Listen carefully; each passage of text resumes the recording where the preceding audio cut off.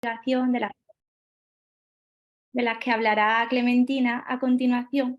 Y por ponernos un poquito en antecedentes, bueno, pues sabemos que hablamos de espondiloartritis refiriéndonos a un grupo heterogéneo de enfermedades reumáticas de naturaleza inflamatoria crónica, que están interrelacionadas entre sí, pero que además comparten una serie de características clínicas distintivas, como son la agregación familiar, la asociación con el gen HLA-B27, una afectación predominante del esqueleto axial, incluyendo la columna vertebral y las articulaciones sacroiliacas, un patrón típico de artritis periférica, la afectación de la entesis o entesitis y una serie de manifestaciones extramusculoesqueléticas.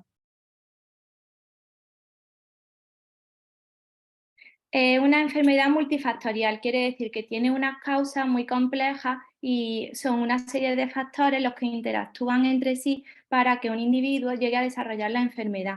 Tenemos factores medioambientales relacionados con el estrés biomecánico, con la infección y con la microbiota intestinal, que actúan sobre una serie de factores inmunológicos e inflamatorios sobre un individuo genéticamente predispuesto. Conocemos ya el papel del HLA-B27, pero también hay pacientes con espondilitis, algunos habrá conectados que sean B27 negativos. En estos pacientes existen otra serie de factores genéticos cuyo papel se está intentando dilucidar en las líneas de investigación actuales. Y tenemos que saber que todos estos factores tejen una compleja red de relaciones que resultan en una expresión fenotípica y en unas comorbilidades. Ahora vamos a ver estos conceptos qué son y cómo los abordamos nosotros en la consulta. Hablamos de expresión fenotípica cuando nos referimos a los signos y síntomas por los que consultan los pacientes y que nos hacen a nosotros sospechar que nos encontramos ante esta patología. Pues bueno, son síntomas constitucionales como astenia, fatiga, pérdida de peso, la presencia de entesitis, de artritis periférica en las rodillas, en los tobillos, de uveitis, psoriasis, enfermedad inflamatoria intestinal, pero sobre todo el síntoma principal es la lumbalgia. Esa lumbalgia que tiene un comienzo insidioso, poco a poco, que va molestando cada vez más, que suele comenzar a una edad temprana, que comprende desde la infancia hasta los 45 años y que se caracteriza por un dolor en reposo y una rigidez por las mañanas. Todo esto es consecuencia de una inflamación y cuando hay dolor se puede estar perpetuando esta inflamación y dando lugar a un fenómeno de formación de hueso nuevo que puede conducir a una anquilosis del esqueleto axial. Y esto puede provocar en nuestros pacientes una limitación funcional y en casos más graves discapacidad y deterioro de la calidad de vida. También hablábamos de las comorbilidades. La Real Academia Española define comorbilidad como la coexistencia de dos o más enfermedades en un mismo individuo generalmente relacionadas. Pues aquí hablamos de la coexistencia de otras enfermedades, como son en el caso de la espondilitis, de la osteoporosis o baja densidad mineral ósea y de la afectación cardiovascular, especialmente la aterosclerosis. Por tanto, la espondiloartritis axial se asocia a la presencia de estas dos comorbilidades.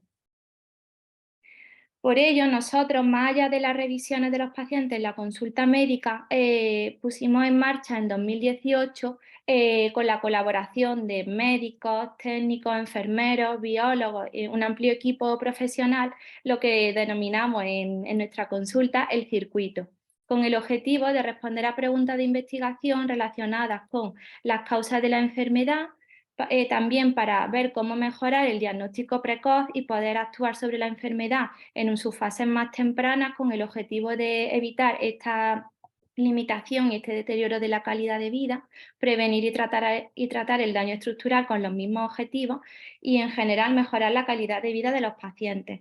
Además, con el circuito pues nos permitimos también conocer mejor y tratar las comorbilidades de nuestros pacientes, pues esas otras enfermedades que pueden coexistir en ellos y que a lo mejor no disponemos de tiempo para abordarlas en una consulta normal. El circuito pues consta de varias fases y ahora iremos comentando cada una de ellas y por qué las realizamos, en qué nos basamos y qué datos obtenemos de cada una de estas fases.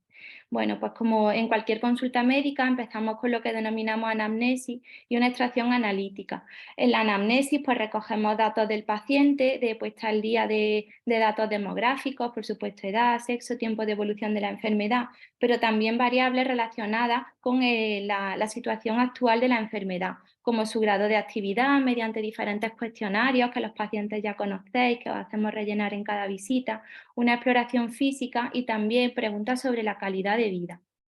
A continuación, en el circuito, le pedíamos a los pacientes que acudieran en ayunas y se obtenían muestras de sangre donde determinábamos diferentes parámetros como moléculas inflamatorias para estos estudios que decíamos de mejorar el diagnóstico precoz con el objetivo de encontrar marcadores que puedan predecir la aparición de la enfermedad, su evolución, su pronóstico y respuesta a tratamiento. Y otros marcadores de la situación actual de la enfermedad, que como sabéis son la PCR, la velocidad, que nos hacen una idea de si la enfermedad está activa en ese momento, pero además otros en la línea de estas comorbilidades, pues determinábamos colesterol, triglicéridos, niveles de glucosa, de insulina, para calcular índices de resistencia a la insulina y poder detectar enfermedad cardiovascular en los pacientes con espondilitis, y otros marcadores relacionados con hormonas que actúan sobre los niveles de calcio y de fósforo para así poder prevenir o reconocer una osteoporosis o una baja densidad mineral ósea en los pacientes y poner el tratamiento para evitar complicaciones de la misma. La siguiente etapa del circuito, que también conocen nuestros pacientes, es la de la recogida de muestras para estudios de microbiota. Para ello le entregábamos un cuadernillo con unos cuestionarios de hábitos de dieta y unas instrucciones, pues para traer al hospital una muestra de heces. En ellas se estudia la biodiversidad de las heces, de los componentes de la microbiota intestinal de los pacientes, ya que se ha visto que existen muchos factores que influyen en ellas, pues como son la lactancia, diferentes tratamientos, la toma de antibióticos, la toma de probióticos, de prebióticos, la dieta que tienen los pacientes. Todo ello puede contribuir a un equilibrio o, al contrario, a un desequilibrio, a una disbiosis en la microbiota, en las especies bacterianas que conforman la flora intestinal, y existen diferentes estudios que se han publicado en los últimos años que nos hablan de que los pacientes con espondilitis tienen una disbiosis característica, es decir, una alteración característica de estas especies bacterianas. Incluso se ha reportado diferencias en los pacientes con una mayor afectación radiográfica respecto a los pacientes con menos afectación radiográfica y a los controles sanos. Y también en pacientes con una mayor actividad de la enfermedad o con historia de enfermedad inflamatoria intestinal. A continuación, se realizan pruebas complementarias relacionadas con el riesgo cardiovascular. Vamos a comentar cada una de ellas. A los pacientes se les realizaba también una ecografía Doppler de troncos supraórticos. Esta ecografía no se realiza en la misma consulta, sino que se hace por un radiólogo experto en una cita que reciben los pacientes aparte. La ecografía de las arterias carótidas nos permite determinar la presencia de placa aterosclerótica en las arterias carótidas y medir el grosor de estas arterias, ya que recientemente se ha puesto de manifiesto en el contexto de la espondiloartritis una mayor carga cardiovascular en los pacientes con esta patología. Y la mayoría de los estudios coinciden en que los pacientes con espondilitis presentan un mayor riesgo cardiovascular y de tener placa de ateroma que la población general. Siguiendo con el estudio de enfermedad cardiovascular en pacientes con espondilitis, también se le hace una prueba de función endotelial. Muchos pacientes reconocerán esta maquinita en la que se le coloca un manguito como el de la tensión arterial y se provoca una compresión de las arterias del brazo y se miden los picos que alcanzan las resistencias vasculares en los pacientes con espondilitis. En este sentido, pues se han realizado varios estudios que demuestran que hay una disfunción endotelial, es decir, un mal funcionamiento de las capas interiores de los vasos sanguíneos, que se produce con frecuencia en pacientes con espondilitis y que pueden predisponer a enfermedades cardiovasculares como la hipertensión y favorecer la formación de las temidas placas de ateroma en las arterias. En este sentido, pues como hemos dicho, se ha descrito la carga cardiovascular en la enfermedad reumática, en especial en enfermedades como la artritis reumatoide y recientemente en la espondilitis, y ya la guía de tratamiento de pacientes con espondilitis también recomiendan tener en cuenta los antihipertensivos y estatinas. Por tanto, nosotros ya estamos utilizando herramientas que miden el riesgo cardiovascular, como esta, que es el SCORE, que está validada en población española, en la que se tiene en cuenta la edad, el sexo, el hábito tabáquico y la tensión arterial para predecir el riesgo cardiovascular, el riesgo de sufrir un evento cardiovascular en los siguientes 10 años. Y además se ha visto que el riesgo de cardiovascular puede estar subestimado en pacientes con artritis psoriásica y espondilitis, ya que no se está teniendo en cuenta la carga inflamatoria asociada a la enfermedad. De ahí que nosotros estemos realizando estas pruebas. De hecho, en los pacientes de nuestra consulta, pues ya en el circuito se ha podido determinar que los pacientes con espondilitis, en comparación con los controles sanos, presentan un mayor hábito tabáquico, una mayor prevalencia de obesidad, de hipertensión, de diabetes tipo 2 y de riesgo de tener placas de ateroma. De hecho, un 16% de los pacientes presentaban ya placas de ateroma frente a un 3,3% de los controles sanos. También se le realiza un electrocardiograma en el circuito, ya que se ha visto que los pacientes con espondilitis, por esta inflamación que hablamos de los vasos sanguíneos, pueden tener anomalías en la conducción y padecer arritmias. El diagnóstico precoz de estas arritmias pues, puede llegar a evitar eventos cardiovasculares, tales como trombos derivados de una arritmia del corazón, como una fibrilación auricular. De hecho, en el circuito hemos podido detectar de forma precoz en algunos pacientes la presencia de estas arritmias y así derivarlo a la especialidad oportuna, ya sea cardiología, medicina interna, para instaurar un tratamiento preventivo de eventos cardiovasculares. Siguiendo con los pasos del circuito, también le realizamos a los pacientes en la consulta una densitometría ósea para determinar la presencia de una baja densidad mineral ósea o de una osteoporosis. Desde hace tiempo se conoce la osteoporosis como una comorbilidad asociada a los pacientes, sobre todo a aquellos que tienen la columna vertebral anquilosada. Sin embargo, también se ha detectado una baja densidad mineral ósea en pacientes con formas tempranas de la enfermedad que sean físicamente activos y que no tengan daño en la columna vertebral. Es importante prevenir o detectar la osteoporosis para poner tratamiento, ya que tiene complicaciones severas como son las fracturas vertebrales. Y se han determinado ya en estudios de cohortes y de seguimiento de pacientes que entre el 31 y el 38% de los pacientes con espondilitis pueden presentar una osteopenia y de un 10 a un 16% una osteoporosis. Y también se están tomando medidas para instaurar tratamiento lo más precozmente posible. En esta línea, pues en los pacientes que han participado en nuestro circuito, pues se ha observado que hasta un 36% tenían una baja densidad mineral ósea y que una edad más temprana de inicio de la enfermedad y la presencia de sacroiliitis en radiografía son factores que están asociados a esta baja densidad mineral ósea.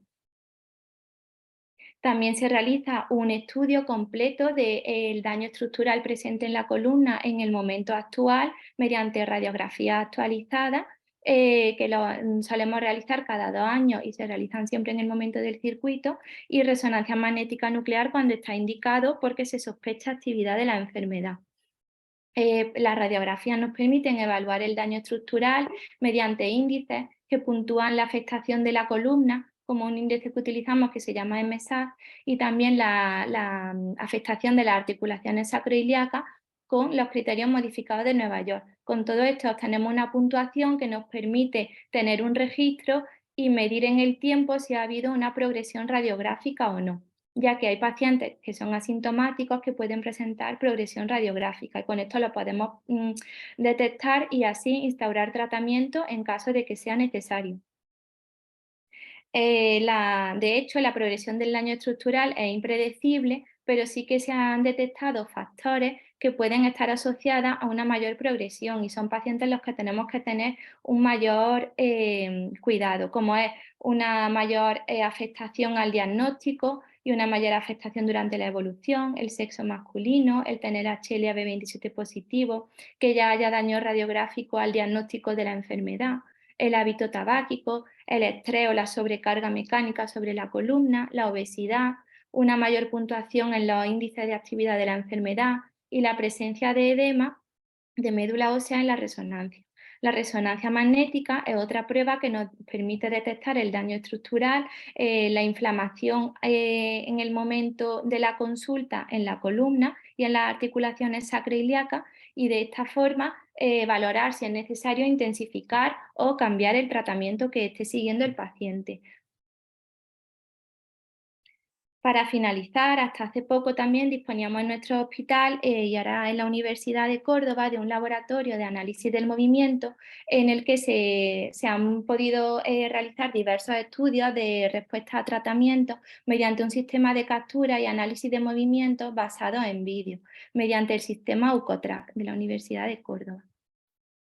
Por tanto, gracias al circuito hemos podido detectar la presencia de comorbilidades que de otra forma a lo mejor no hubiésemos detectado en la consulta habitual y hemos podido construir un registro de pacientes, el registro Castro, de Córdoba Axial Spondyloarthritis Task Force Registry and Outcomes, en honor a una reumatóloga, la doctora Castro, que muchos conoceréis, y hemos podido realizar un estudio de seguimiento de los pacientes en el registro Regispon3 y también se han planteado a raíz de estos registros pues diferentes proyectos de los que hablará la doctora Clementina López.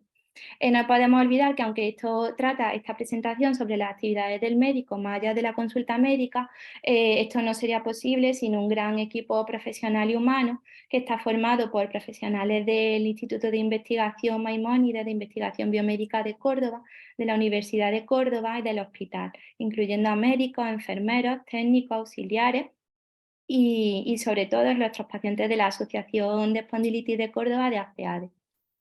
Así que muchas gracias por escucharme y más tarde cuando hagamos las preguntas pues quedo abierta para cualquier duda. Muchas gracias, Lourdes. Pues nada, voy a pasar a mi presentación. A ver, que la comparta. Y creo que ya se ve, ¿no? Vale. Vale, pues perfecto. Pues buenas tardes a todos. Mi nombre es Clementina López y soy reumatóloga en el Hospital Reina Sofía y os quería hablar sobre la importancia de la investigación que realizamos en la espondiloartritis, tal como ha comentado mi compañera Lourdes la dehesa. Pues a los pacientes hay que mirar más allá de lo que vemos en la consulta. Necesitamos medir a los pacientes, recoger todos los datos posibles. Seguramente vosotros en la consulta pues muchas veces habréis rellenado cuestionarios, el BASDAI, el BAFI, o habrán medido la columna. Pues todo eso no solo es para valorar la actividad de la enfermedad, sino que todos esos datos luego los recogemos y los exportamos a bases de datos para poder analizarlas, para poder tener datos de miles de pacientes y poder llegar a conclusiones y realizar estudios que en un momento en el futuro podrán dar lugar pues, al desarrollo de nuevos fármacos, a entender mejor la enfermedad y otros objetivos. Nosotros en Córdoba tenemos la suerte de contar con un equipo, un grupo de personas, reumatólogos, biólogos, enfermeros, técnicos, que nos encanta la espondiloartritis y por ello nos gusta realizar estudios e intentar conocer un poco mejor la enfermedad. Y tenemos un grupo de investigación que pertenece al Hospital Reina Sofía, al IMIBIC y a la Universidad de Córdoba, y está liderado por el doctor Collantes, que algunos de vosotros quizá conocéis. Dentro de nuestras actividades que hacemos a lo largo de la semana, pues no solo nos reunimos para discutir proyectos, sino que tenemos una sesión semanal monográfica de espondiloartritis. Todos los miércoles nos reunimos un par de horas, estas personas interesadas en la espondiloartritis, y revisamos casos clínicos complejos que queremos discutir, revisar artículos novedosos en el campo de la espondiloartritis, discutir proyectos o también trabajos fin de grado o tesis doctorales en la temática de la espondiloartritis. ¿Y qué línea de investigación tenemos ahora mismo? Pues dentro de este grupo interesado en la espondiloartritis, pues tenemos varios proyectos abiertos.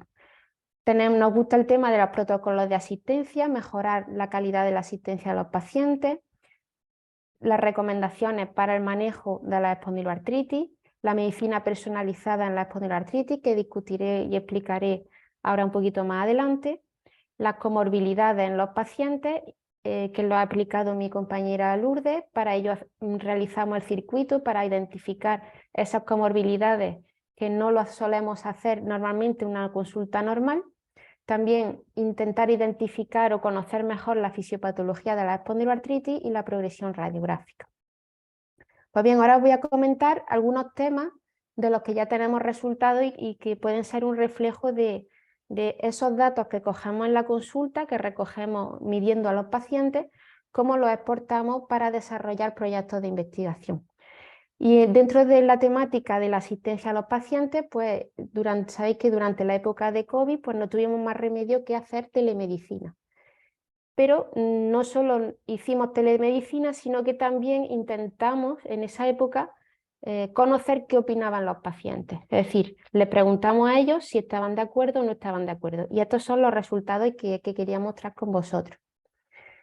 Durante la época de confinamiento realizamos una encuesta por una aplicación del móvil y la difundimos por las redes sociales y también a través de las asociaciones de pacientes. Esta encuesta estuvo abierta durante las 3 semanas más duras del confinamiento y incluimos un total de 644 pacientes llegaron a responder a la encuesta. Alrededor del 70% fueron mujeres las que respondieron, quizás porque son más activas en redes sociales, en Facebook, en Twitter, y la edad media era de unos 48 años. No solo se centró en los pacientes con espondiloartritis, sino queríamos saber la opinión de la telemedicina en cualquier patología reumática. Pero sí es cierto que la espondiloartritis, los pacientes con esta enfermedad fueron los que más contestaron. También en parte porque las asociaciones de espondiloartritis fueron más activas a la hora de difundir la encuesta. Preguntamos durante esa encuesta si en caso de que tuvieran una cita programada, si la llegaron a realizar, y nos interesaba sobre todo ese porcentaje de pacientes que había tenido consulta telefónica, que era un 37%. A ellos les preguntamos cómo puntuarían esa consulta telefónica de 0 a 100, considerando 100 como una opinión muy favorable y 0 una opinión muy poco favorable. Y los pacientes le daban a la consulta telefónica una puntuación de 64,7 sobre 100, es decir, un aprobado, ¿vale? También les preguntamos si, pensando en el futuro, pensaban que esas consultas telefónicas podían ser útiles a la hora de seguir su enfermedad, porque para nosotros y para los pacientes era una novedad esto de hacer la consulta por teléfono, pero bueno, siempre que había la posibilidad de que esto se mantuviera en el tiempo. Y hubo un 57% de pacientes que opinaban que en el futuro podría ser útil a la hora del seguimiento de los pacientes.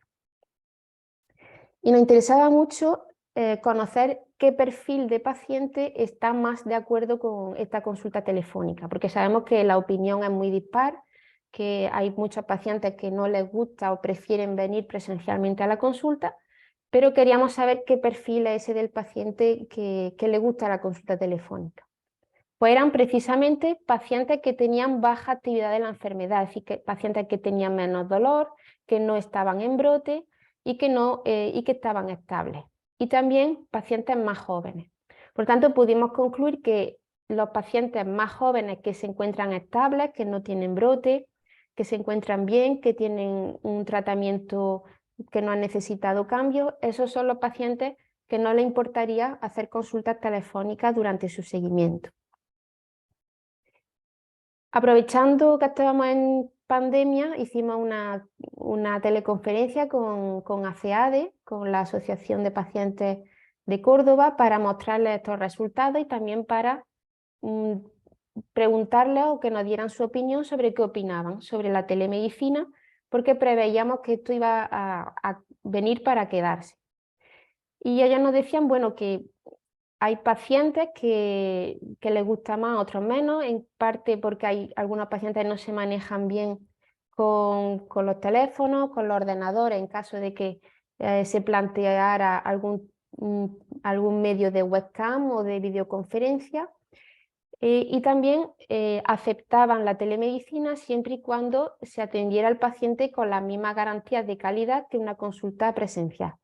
Y nosotros pues, nos comprometimos también a darle una solución a sus preocupaciones, de manera que nosotros nos comprometimos pues, a garantizar esa asistencia de calidad y, por supuesto, a citar al paciente presencialmente en caso de que fuera necesario o el paciente lo solicitara, ¿vale?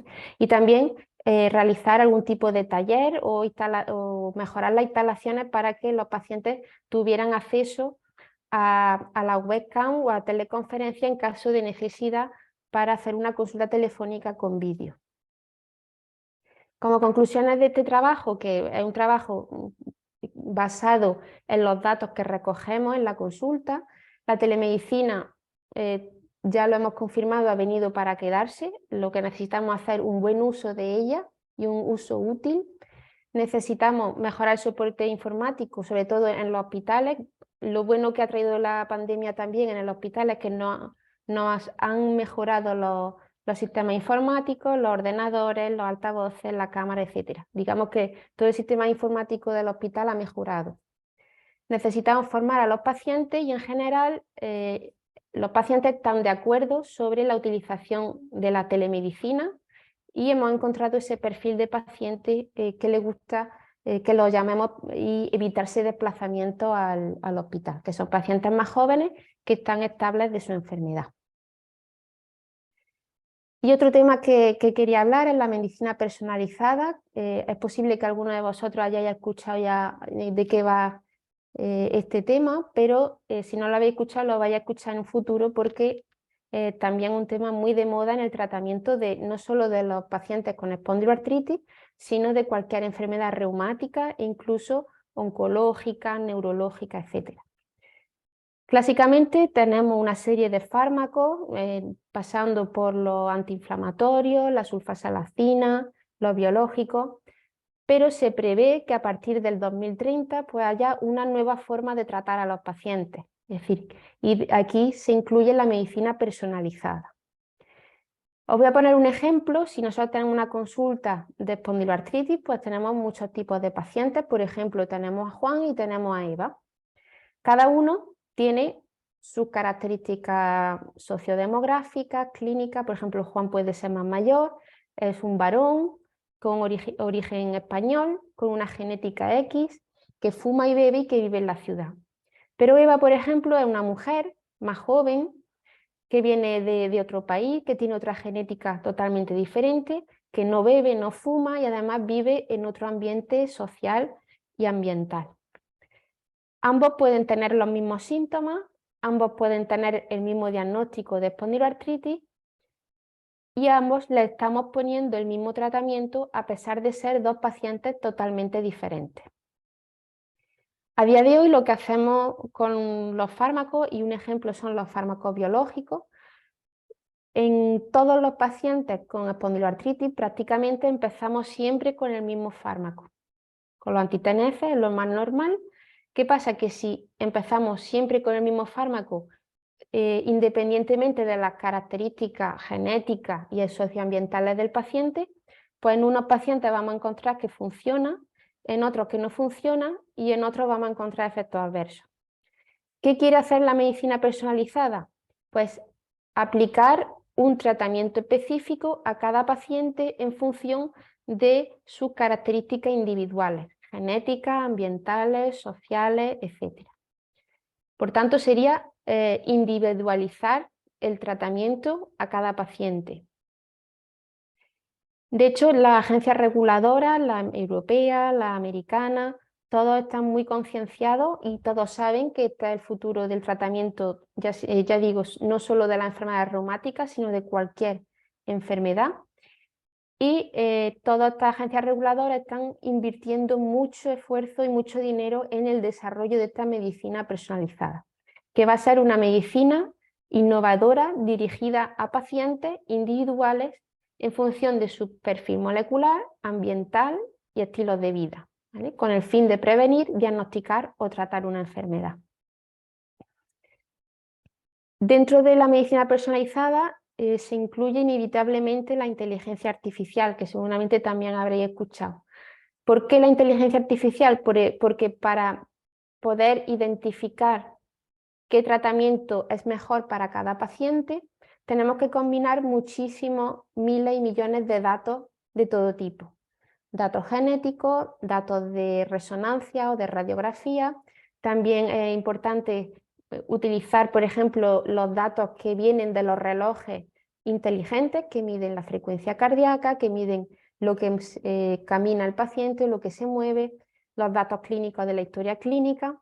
Y como son tantos miles de datos, no se pueden analizar normalmente con un análisis de datos normal o con una tabla Excel. Necesitamos algoritmos de cálculo de predicciones, ¿vale? Bueno, la inteligencia artificial además tiene otras aplicaciones, es decir, las aplicaciones dentro de la medicina, y en concreto de la reumatología, puede ser, por ejemplo, predecir la respuesta terapéutica, es decir, si yo pongo un tratamiento a un paciente, podré en un futuro predecir con antelación si el paciente va a responder o no. Nos va a servir para monitorizar el curso de la enfermedad, para predecir si el paciente va a anquilosarse o no, por ejemplo, y también incluso nos puede servir para identificar biomarcadores de diagnóstico. En resumen, ¿en qué consiste la medicina personalizada y qué es lo que estamos llevando a cabo ahora mismo en nuestro servicio con un gran proyecto que os voy a mostrar ahora? Tiene como objetivo que yo en un paciente individualmente le saco sangre, evalúo datos moleculares y genéticos, como pueden ser genes, ARN, proteínas, y los combino con datos clínicos. Todo esto lo junto en un ordenador para crear un análisis estadístico complejo con inteligencia artificial, y esto nos va a permitir identificar biomarcadores de diagnóstico, de predicción de evolución, predecir si el paciente va o no va a responder a la terapia, identificar posibles dianas terapéuticas para desarrollar fármacos o reclasificar la enfermedad molecularmente. Para ello estamos llevando a cabo este estudio, el estudio PREMESPA, que obtuvimos una financiación en el 2021 del Instituto Carlos III y que comenzó en enero del 2022, que tiene como objetivo integrar con tecnología ómica, es decir, con proteína, ARN, genética e inteligencia artificial, identificar algoritmos de predicción para la implementación de medicina personalizada en la espondiloartritis. Y todos estos son los centros que están participando de toda España, desde Córdoba, varios centros andaluces, también de Madrid, de Murcia, de Alicante, Mérida, Santiago, en Santander, está Marqués de Valdecilla, Sierra Llana, en el País Vasco, Barcelona, etcétera, y Alicante, ¿vale? O sea que somos alrededor de 17 centros con muchos investigadores y, como podéis imaginar, pues coordinar todo este proyecto con tantos centros es costoso, es difícil, pero es muy ilusionante porque creemos que van a ser un proyecto importante. ¿Y en qué consiste, qué hacemos con los pacientes en este estudio? Pues lo que hacemos es, incluimos tanto pacientes con espondiloartritis como artritis psoriásica que tienen menos de 5 años de evolución, es decir, son pacientes que acaban de comenzar con la enfermedad o que están recién diagnosticados. Les sacamos sangre al inicio y los vamos siguiendo periódicamente cada 6 meses, recogiendo una serie de datos clínicos. Si el paciente en algún momento del seguimiento necesita un biológico, pues eso también lo anotamos para así saber si esta sangre que le sacamos al principio, esas moléculas o esas proteínas, pueden predecir que el paciente vaya a necesitar un biológico en el futuro. Por eso, con ello queremos predecir la evolución clínica a corto plazo de los pacientes, predecir si un paciente va a llegar a ser severo o no, y también predecir la respuesta terapéutica, sobre todo a fármacos biológicos. Además, este estudio puede dar lugar a identificar nuevas vías terapéuticas que den lugar a nuevos fármacos. ¿Y qué pasa cuando tenemos ya nuevos fármacos aceptados para la espondiloartritis? Bueno, pues nosotros como reumatólogos no ponemos el primer fármaco que se nos ocurre sobre la marcha, sino que existen unas recomendaciones europeas para el manejo de los pacientes con espondiloartritis. Y el objetivo es que a nivel mundial todos los pacientes sean tratados de forma similar y sean tratados de acuerdo a la evidencia científica que hay en ese momento. Por tanto, nosotros tratamos a los pacientes siguiendo los algoritmos que nos indican las recomendaciones europeas. Justamente en el 2022 se han actualizado, en el que una servidora trabajó en el grupo de trabajo para el desarrollo de estas recomendaciones. Estas recomendaciones tienen detrás un trabajo de revisión de la literatura, de manera que se revisan todos los datos clínicos, de ensayos clínicos, estudios previos, para saber qué fármaco es mejor y qué fármaco es peor, o cuál es el más indicado en qué situaciones o qué escenarios de cada paciente. Y muy importante, cada vez más en los grupos de trabajo de las recomendaciones se incluyen pacientes. De hecho, aquí siempre en las recomendaciones europeas hay 2 pacientes, porque la opinión de ellos es muy importante a la hora de desarrollar estos algoritmos de tratamiento. Su opinión, por supuesto, es muy valiosa porque nos puede dar su punto de vista a la hora de recomendar, por ejemplo, fisioterapia, recomendar antiinflamatorios, o cuándo poner un biológico y cuándo esperar, etc. Porque estas recomendaciones de tratamiento no solo van dirigidas a los reumatólogos o a los profesionales de la salud, sino que también va dirigida a pacientes. Es decir, cada vez se intenta más que el paciente sea conocedor de qué tratamientos hay disponibles, de cuáles son las decisiones que nosotros tomamos a la hora de tratar a un paciente, y también estas recomendaciones van dirigidas a las organizaciones de pacientes y las asociaciones, para que ellos también sean conocedores. Ya sabéis que cada vez se habla más del empoderamiento del paciente, que el paciente decida de manera compartida con su reumatólogo estas decisiones terapéuticas, o poner un tratamiento u otro, y todo esto tiene que venir con un soporte educativo al paciente, de que sea conocedor de todos los tratamientos y todas estas recomendaciones. Y finalmente, una pincelada de los ensayos clínicos. Los ensayos clínicos son fundamentales porque son los estudios que nos van a permitir saber si un tratamiento es eficaz o no. Es decir, antes de que un fármaco esté disponible para los reumatólogos, para tratar a sus pacientes, tiene que haberse probado previamente en estudios. Y para ello es fundamental la colaboración y la participación de los pacientes, que voluntariamente se ofrecen a participar en estos ensayos clínicos, que a veces no es fácil tomar la decisión, porque muchos de los ensayos clínicos incluyen un brazo placebo, en el que es posible que el paciente al azar reciba placebo durante unos meses. De todas maneras, decir que en nuestro hospital y en muchos hospitales españoles existen estos ensayos clínicos. Cuando vemos que los pacientes pueden beneficiarse de estos ensayos, nosotros se los ofrecemos, porque en muchos casos hay pacientes que no tienen otras alternativas terapéuticas, y el ensayo clínico es la única forma que tienen de acceder a fármacos nuevos que no están todavía comercializados. Por eso, bueno, si alguno de vosotros ha participado en algún ensayo, agradeceros que esa participación, y si alguno no ha participado, bueno, pues siempre cabe la posibilidad de que vuestro reumatólogo en algún momento os lo ofrezca.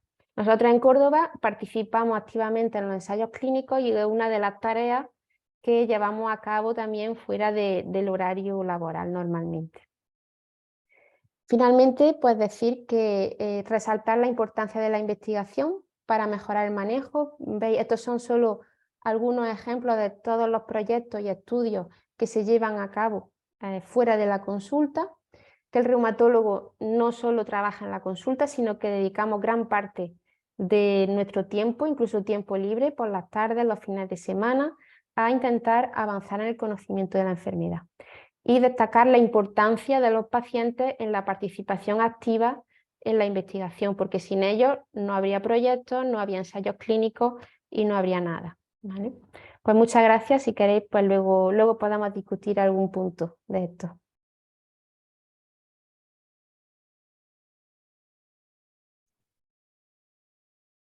Muchas gracias, Clemen, muchas gracias, Lourdes. Las dos intervenciones no pueden ser tener mayor claridad y mayor calidad. Y la tranquilidad que transmití de que estamos en las mejores manos posibles. Eso es lo que se percibe.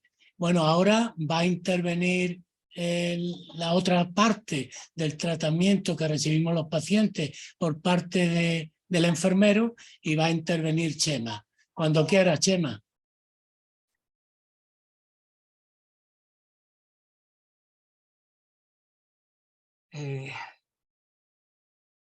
Bueno, buenas tardes a todos. Muchas gracias a CEADE por invitarme, por darme la oportunidad de estar con Clemen y con Lourdes, porque son dos cracks, tienen una unidad allí en el Reina Sofía de Córdoba increíble. Y yo vengo a hablar un poquito de lo que hacemos las enfermeras en este aspecto. O sea, el papel de enfermería, las enfermeras somos uno más del equipo multidisciplinar que hay en los servicios de reumatología. Y el papel de enfermería, ¿cuándo empieza a notarse un poquito más en este aspecto? Bueno, pues hace 20 años, en 1999, empezaron a aparecer las terapias biológicas y eso hizo que tanto los reumatólogos o reumatólogas como los enfermeros tuviéramos que empezar a formarnos en el manejo, porque es que eran terapias nuevas, a conocer la monitorización de estos tratamientos, a poder trabajar en la evaluación del paciente con estos tratamientos y a controlar los efectos adversos que tenían, porque eran cosas novedosas hace 20 años, pero ahora actualmente tenemos muchísimos más y tenemos que seguir formándonos y trabajando. Y de hecho ahí está todo lo que han dicho nuestras dos reumatólogas de investigación y formación, que es fundamental. El papel de enfermería en este aspecto, en espondiloartritis, bueno, pues tiene ventajas para el reumatólogo, tiene ventajas para el paciente y tiene ventajas para la sociedad. Las ventajas para el reumatólogo, pues bueno, pues que si tiene una enfermera formada o experta o especialista, como queréis decirlo, en reumatología, puede hacer seguimiento analítico, puede hacer una evaluación periódica del enfermo, resolución de dudas que le quitarían consultas al reumatólogo o a la reumatóloga. Para el paciente, bueno, pues para el paciente es fundamental, o sea, porque la enfermera podría proporciona mayor accesibilidad y continuidad en la atención. Nosotros, por decirlo, y que no se siente mal, somos más accesibles porque normalmente los reumatólogos tienen las consultas muy llenas, están con muchísima presión y el paciente tiene mucho más accesibilidad a la enfermera que al reumatólogo. La enfermera proporciona mayor, bueno, si es una enfermera especializada, proporciona mayor información, puede formar al paciente sobre su enfermedad, informar a su paciente sobre la enfermedad y para el seguimiento de ciertos tratamientos. Ha habido un montón de tratamientos, ya no solo FAMES, biológicos, de todo tipo, que la enfermera está ahí para que pueda apoyar al paciente. Y para la sociedad, bueno, pues la inclusión de las enfermedades con una adecuada formación en reumatología, en cuidado del paciente reumático, consigue un mayor control de los síntomas. O sea, la diferencia de un servicio donde hay una enfermera especialista en reumatología a una no es brutal. Y de hecho los pacientes te lo dicen, el tener una enfermera cerca de ellos les da mucha más tranquilidad a la hora de cualquier cosa, de cualquier pregunta, de cualquier duda. Y también la enfermera especializada proporciona información al paciente sobre su enfermedad y sobre el seguimiento de ciertos tratamientos. O sea, ya no solo son los tratamientos biológicos que tenemos actualmente, que se pueden pinchar en vena o se pueden pinchar subcutáneos, sino los nuevos tratamientos que están saliendo, como son los JAKs inhibit, que son de vía oral, y que los pacientes, claro, tienen muchas dudas y la accesibilidad que tienen a lo mejor las consultas de los reumatólogos están, como he dicho y repito y repetiré, hasta aquí, nos necesitan a nosotros. Bueno, ¿cuáles son las intervenciones que podemos hacer las enfermeras con respecto a esta enfermedad? Bueno, pues las intervenciones son, la primera parte es educativa. Nosotros damos muchísima información, o podemos dar información sobre la enfermedad, educación sobre el tratamiento farmacológico, cada vez que se le manda un tratamiento, ya sea un FAME, ya sea un biológico, intravenoso, subcutáneo, vía oral, estamos ahí. valoramos factores de riesgo, pues estamos ahí para poder valorar el factor de riesgo, que se ha hablado ya, comorbilidad cardiovascular. Damos información sobre la dieta saludable, o sea, todos los consejos que se pueden dar sobre dieta, porque por desgracia no disponemos de profesionales de nutrición en los hospitales del Servicio Nacional de Salud. Entonces las enfermeras tenemos que intentar formarnos un poquito en eso para poder dar consejos a los pacientes sobre dieta, que siempre nos preguntan. Ejercicio, fundamental, sobre todo en la espondiloartritis. Ahí tenemos las enfermeras un papel fundamental, que cuando vienen a la consulta les podemos recetar, como digo yo, el Reumafit, el GES 3.0, que además os implica directamente a vosotros, a los pacientes con espondiloartritis, que además son dos proyectos súper bonitos y que funcionan muy bien, de la Sociedad Española de Reumatología. Y luego las medidas de control de dolor. O sea, ya no solo son muchas veces las medidas de control de dolor cuando se trata el dolor con fármacos, sino con otras medidas que no son farmacológicas, que de hecho hubo una charla este año en el Congreso de la Sociedad Española de Reumatología en la mesa de enfermería sobre tratamiento del dolor no farmacológico, y que estuvo impresionante, que nos dio nuestra compañera Silvia García del Hospital Mossos Brollo y Barcelona. Otras intervenciones organizativas. Bueno, aquí entra el problema. El problema es que tenemos 17 servicios de salud, todas las comunidades, y hay en muchos sitios, muchos servicios y muchos hospitales que no hay enfermeras expertas o especialistas en reumatología. Yo trabajo todos los días para poder dar visibilidad al papel de la enfermera en reumatología e intentar que se visibilice y que tengamos en todos los hospitales por lo menos una enfermera de reumatología. Hay una recomendación desde la Sociedad Española de Reumatología, creo que es del 2016, que debería haber una enfermera experta o especialista en reumatología por cada 3 consultas de reumatólogos, cosa que por desgracia hoy por hoy no se da, y que, bueno, son temas políticos y estructurales de cada comunidad. Bueno, si tenemos una enfermera de reumatología en nuestro hospital, ¿cuáles son las intervenciones organizativas? Nosotros gestionamos nuestra propia agenda de consulta, hacemos nuestros procedimientos, las prestaciones, las consultas monográficas y establecemos los tiempos de ejecución. O sea, nosotros hacemos una regulación de cómo funciona nuestra consulta y la dirigimos completamente. Y es clave en la continuidad de cuidados revisar las pruebas solicitadas por el reumatólogo, la conexión con las enfermeras de primaria, que es una de las cosas que las enfermeras de reumatología de los hospitales hacemos, y después la consulta telefónica. Consulta telefónica que todo el mundo habla de la pandemia y del COVID y tal, pero que había ya en muchísimos hospitales muchísimas consultas telefónicas de enfermería de reumatología, incluso también de reumatólogos, y que bueno, que como ha dicho Clemen, después de la pandemia es algo que se ha estructurado, estandarizado y que ya se lleva a cabo en todos los hospitales. Asistenciales. Bueno, papel de enfermería asistenciales.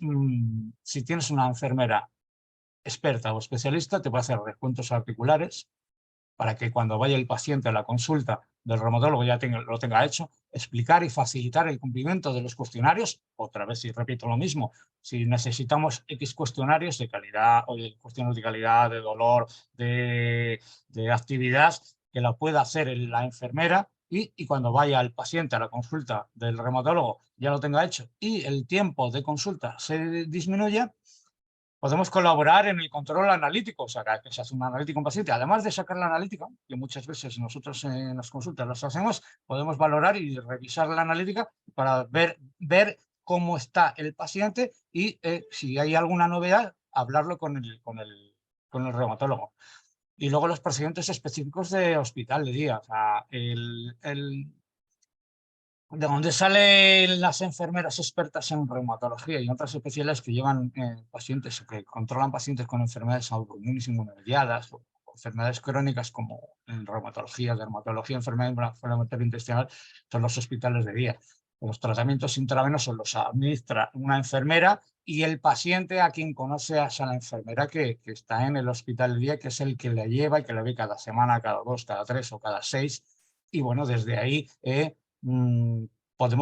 trabajamos codo con codo con el facultativo que lleva el tratamiento y con el paciente que se le está administrando.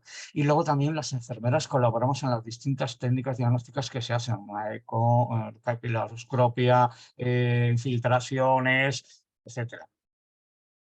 Y luego, otra cosa que, bueno, que Clemen ha hablado y que en su hospital, el Hospital Reina Sofía de Córdoba, es puntero en investigación. La investigación es fundamental. Y como ya os he dicho, desde 1999 empezaron a aparecer estos tratamientos biológicos, los monoclonales, los JAK y muchísimas cosas más. Y bueno, los enfermeros participamos activamente en los proyectos de investigación que se hacen en los hospitales y también tenemos nuestros proyectos propios. O sea, ya tenemos proyectos propios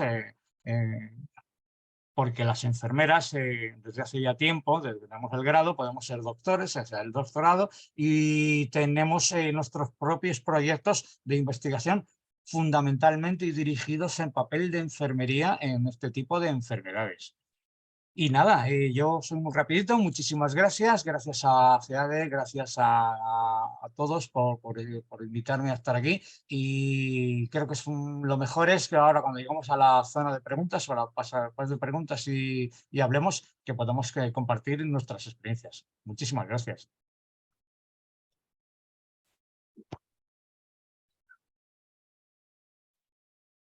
Bueno, Chema, Clemen, Lourdes, muchas gracias a los tres. La verdad es que son presentaciones, yo siempre digo, magistrales, que está habiendo un montón de preguntas ya en el chat y bueno, todo el mundo, yo siempre digo que cuando oigo a grandes profesionales hablar, me gustaría que me llevaran a mí. Yo no me quejo del mío, al contrario, mi profesional preferido es Alejandro Balsa, que es el reumatólogo que me lleva, pero sí es cierto que la calidad de vida y humana que tenéis es brutal. La manera de transmitir la información, creo que las preguntas que está viendo en el chat dan muestra de que la gente está súper atenta y creo que encantados con la exposición que habéis hecho. Tenemos por aquí también a Jesús de la Aza. Le voy a dar unos minutos de paso porque además de directivo de la Coordinadora Española, es también directivo de la Asociación de Córdoba y Lourdes y Clemen, pues estáis en Córdoba, entonces estáis en vuestra casa y Jesús también está en su casa. Jesús, adelante y tu exposición de lo escuchado antes de que intervengamos Miriam y yo. Bueno, estamos en la casa de todos, ¿eh? O sea, aquí es verdad que tenemos la suerte aquí en Córdoba de siempre. El servicio de reumatología ha sido un referente, como muy bien decía Chema, no solamente a nivel nacional, sino internacional. Y las nuevas generaciones representadas por la doctora la dehesa y la doctora López Medina, lo que hacen es avalar que va a seguir siendo en el futuro. Ha habido un cambio generacional, el doctor Collante se jubiló recientemente, pero el servicio sigue siendo ese referente que había marcado él. Gracias a ella, porque como decía antes, la exposición no solamente es que están bien preparadas, sino que son capaces de transmitir esos conocimientos. Igual que Chema, que muy bien, es verdad que el papel que desarrolla el enfermero es fundamental. Y quizás, Pedro, aquí nos ha faltado otro papel muy importante, que es el del farmacéutico. Habría que haberlo completado porque los doctores nos prescriben unos fármacos y cuando llegamos a nuestro domicilio pensamos, este fármaco ¿qué lo tengo que tomar? ¿Antes de comer? En medio de la ingesta o después, al final. Y si antes he tomado esto, puedo combinarlo con, no sé, con una bebida alcohólica. Eso es el farmacéutico el que nos da esa información, que lógicamente ni los doctores ni desde la enfermería pueden detenerse en cada casuística. Y aprovecho esto para el chat, que por favor las preguntas que se hagan de forma general para que todos nos beneficiemos. Si alguno quiere una pregunta particular, la formula y ya tanto Pedro como Miriam, yo si tengo oportunidad, se le traslada a los doctores o al enfermero y ellos la contestan cuando pueden. Pero lo importante es eso. Y una de las últimas preguntas, y ya la lanzo yo, porque es un tema que nos preocupa muchísimo, decía una de las últimas preguntas más o menos que ha salido en el chat es que qué influencia psicológica tiene la espondilitis o la espondiloartritis axial, ¿no? ¿Qué influencia tiene en enfermedades relacionadas con la buena salud psicológica? El que quiera que conteste. Gracias. Bueno, pues si queréis contesto yo. Bueno, pues muchísima influencia, y además en cualquier etapa de la enfermedad, tanto en el inicio, porque hay muchos pacientes que, bueno, cuando les da un diagnóstico de que van a tener una enfermedad crónica que va para toda la vida, que es posible que se transmita a los hijos, pues claro, eso es, a muchos pacientes les cuesta mucho asimilarlo y pasan una etapa difícil en su vida. Y cada vez, afortunadamente, los reumatólogos estamos cada vez más concienciados con esto y le preguntamos muchas veces por si ellos no nos transmiten esa preocupación, se lo preguntamos nosotros, y de hecho si hay necesidad lo derivamos a psicólogos, lo derivamos a psiquiatría en las etapas iniciales, pero es que la afectación psicológica también puede ser, por ejemplo, en etapas tardías en la que ya hay una anquilosis, en la que el paciente ya está limitado de su movilidad, no puede agacharse, no puede atarse los zapatos, todo eso produce una sensación de impotencia funcional a nivel de su calidad de vida y de su vida diaria. Entonces, en cualquier etapa se puede afectar el tema psicológico, y ya que estamos con pacientes, pues animarlos a que lo digan a su enfermero, a su médico, a su reumatólogo, a su médico de primaria, porque tenemos herramientas para ayudarlos, para ello. Hombre, evidentemente, yo voy a hablar un poquito después de lo que ha dicho Clemen. Cuando te diagnostican una enfermedad crónica, sea la que sea, es un impacto brutal en tu vida y te afecta muchísimo. Y dependiendo también del perfil de paciente, de la edad, del sexo, de su condición social, tal, afecta más o menos. Sí es verdad lo que dice Clemen, que es que cuando dicen, no, tienes una enfermedad que no se cura, y te quedas así como diciendo, ¿y ahora? ¿Y ahora qué? Entonces, sí es verdad que desde las consultas de reumatología cada vez se está teniendo más en cuenta ese factor, o sea, el factor psicológico, dependiendo de las características del paciente, porque hay pacientes que se lo dicen y dicen, bueno, vale, pues bien, se lo toman muy bien, pero hay otros que no. Que lo llevan muy mal y que se lo toman muy mal. Entonces sí es verdad que hay que hacer una intervención, como dice Clemen, a lo mejor intentar mandar al psicólogo, o bueno, yo como soy enfermero, pues voy a la consulta de enfermería. O sea, yo os digo que yo cuando muchas veces estoy en la consulta, se ríen, me pongo el cuellito así como confesor y me cuentan todo. O sea, me cuentan toda su vida, todo lo que sienten, todo lo que no sienten, en todos los aspectos, y cosas que no le cuentan al reumatólogo, porque muchas veces os engañan, y lo sabéis, Clemen, cuando dice, no, ¿te estás tomando el metotrexato? Sí, sí, no, mentiroso, que no te lo estás poniendo, me lo vienes a contar a mí para que yo se lo diga a Clemen o se lo diga a Lourdes, ¿sabes? Pues sí es verdad que la intervención del psicólogo en este tipo de enfermedades será fundamental, es algo que adolecemos en el Sistema Nacional de Salud, de tener psicólogos en nuestros servicios, que sería fundamental. O sea, el servicio top sería reumatóloga, enfermera, psicólogo, nutricionista y fisioterapeuta. Pero bueno, tenemos que seguir trabajando para intentar conseguirlo. Y bueno, y gracias a ustedes, a la Asociación de Pacientes, estamos ahí y podemos seguir trabajando para poder conseguir eso. Y es verdad que lo que dice Clemen, que el impacto psicológico en este tipo de enfermedades es brutal.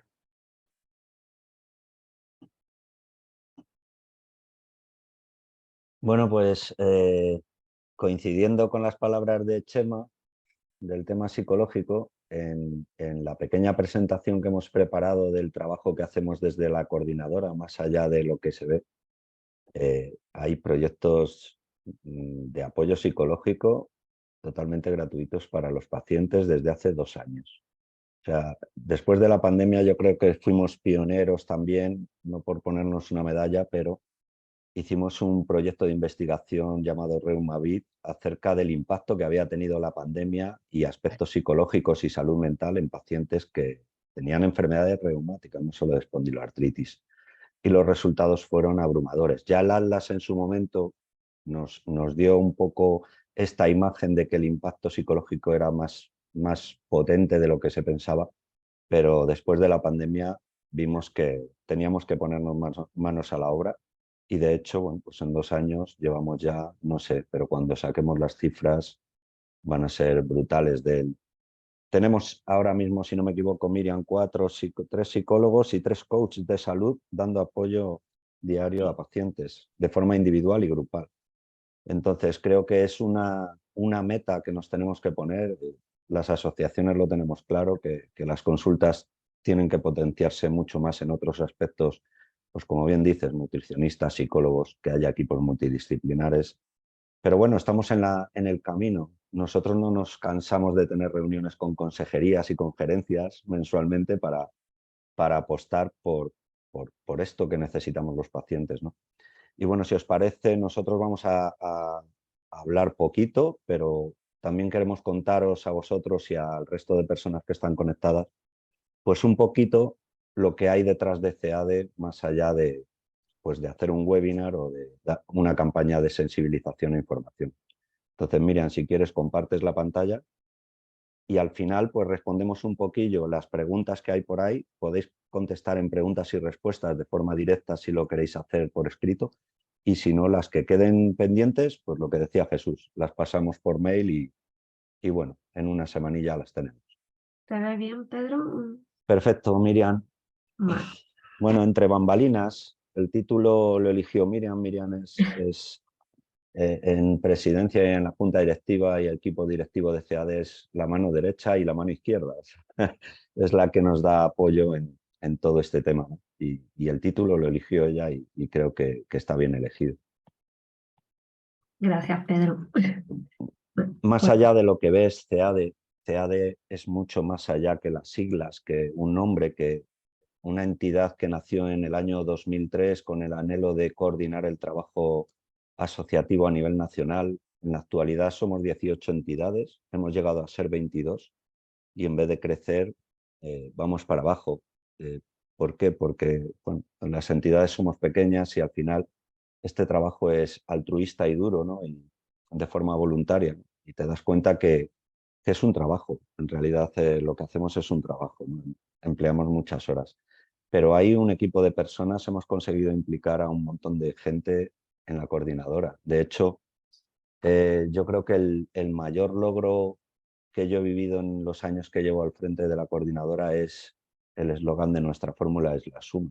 Arrancamos con él hace muchos años y seguimos sumando y sumando cada año. En CEADE, como decimos, impulsamos proyectos de investigación. Todos los médicos, patrocinadores, colaboradores saben que no queremos proyectos para que se hagan este año y meterlos en un cajón al año que viene.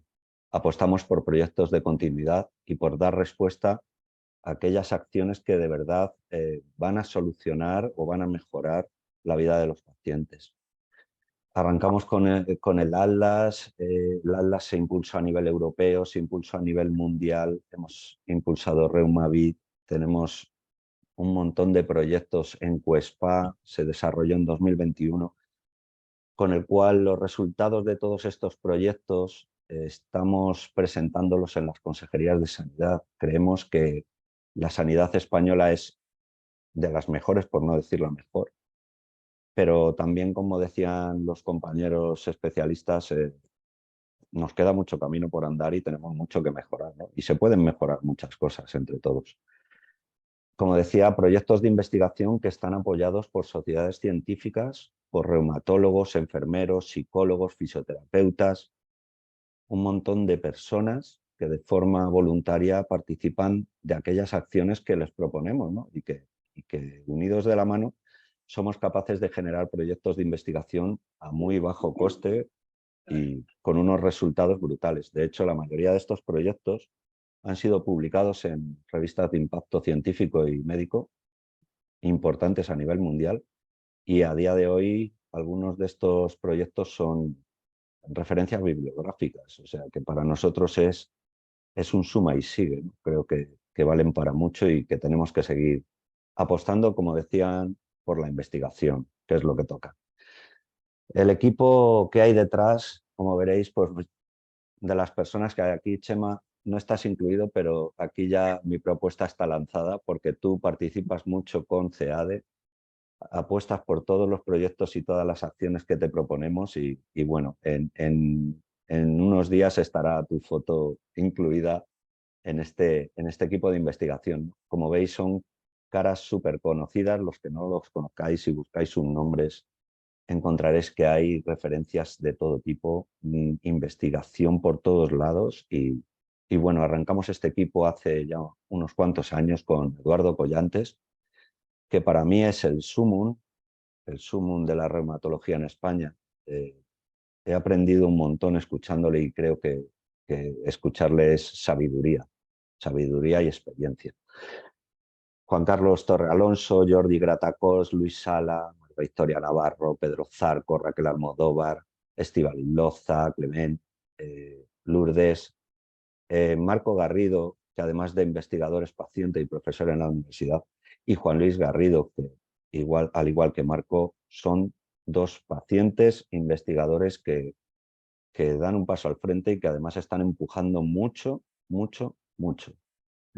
Parte de los proyectos también que se están impulsando a nivel reumatológico están de alguna manera ellos también metidos en alguno de ellos. El apoyo a pacientes, como decía, pues es importante para nosotros. Lo más importante, y hay un aluvión de preguntas en el chat, de cómo puede conseguir los pacientes información de las asociaciones o información de la enfermedad en la consulta. Porque a día de hoy, y por mucho que empujamos en este sentido, y sabemos que en muchos hospitales sí se está haciendo, todavía nos queda algún hospital por ahí pues que bueno, estamos mandando materiales de forma física, pero también facilitando de forma digital.